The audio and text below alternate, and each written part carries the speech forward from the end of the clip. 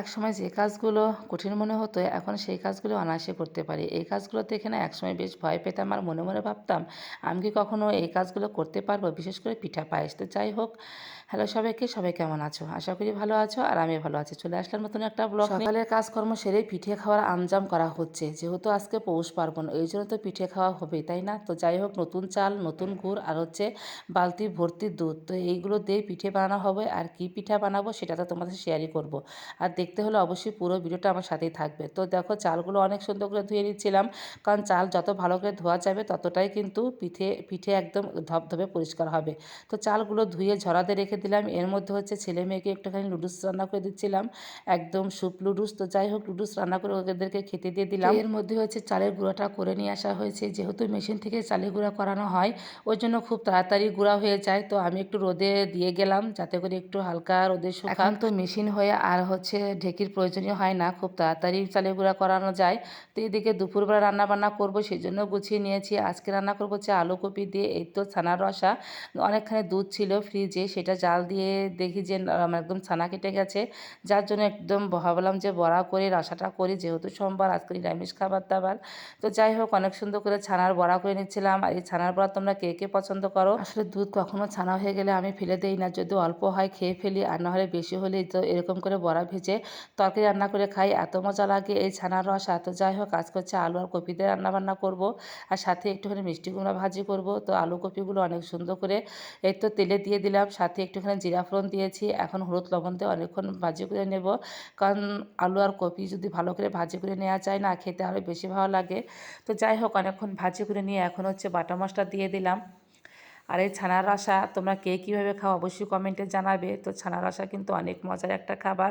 তো দুপুরে খাবারটা বেশ জমেই গেছিলো, হালকা পাতলা হলেও। তো যাই হোক, অনেক সুন্দর করে কষিয়ে এখন একটু ঝোল দিয়ে দেবো, ঝোলের পরিমাণটা কিন্তু একটু কমই রাখবো।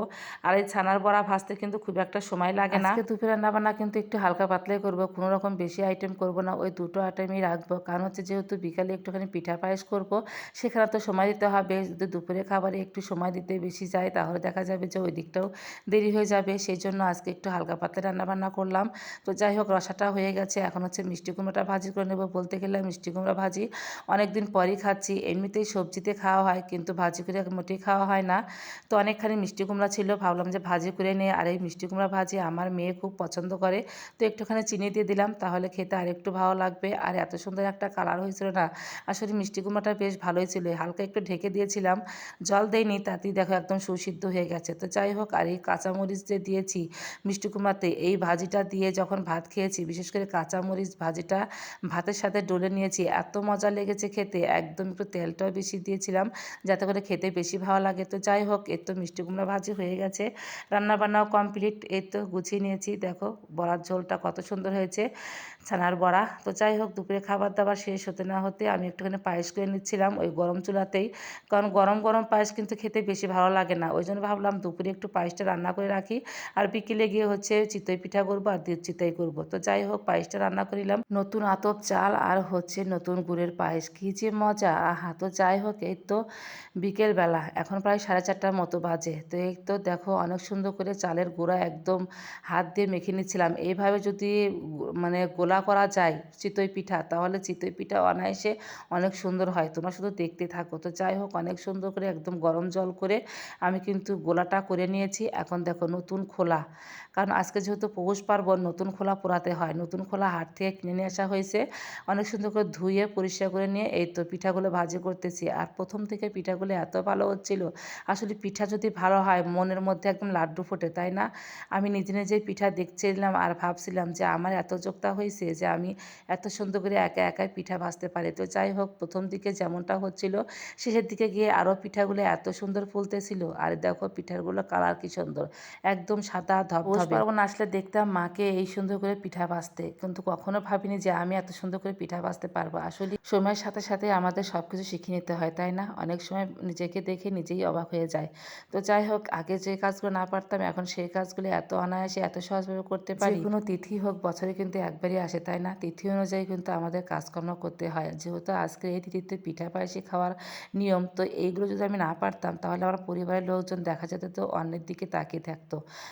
অন্য বাড়িতে কি হচ্ছে না হচ্ছে সেদিকে তাদের আগ্রহ থাকতো, তাই না? তো যাই হোক আমি যে আজকে সবাইকে বানিয়ে খাওয়াতে পারতেছি আর সবাই যে খেয়ে অনেক ধন্য, ধন্য বলতেছে এটাই আমার কাছে অনেক। যতই কষ্ট আমি করি না কেন।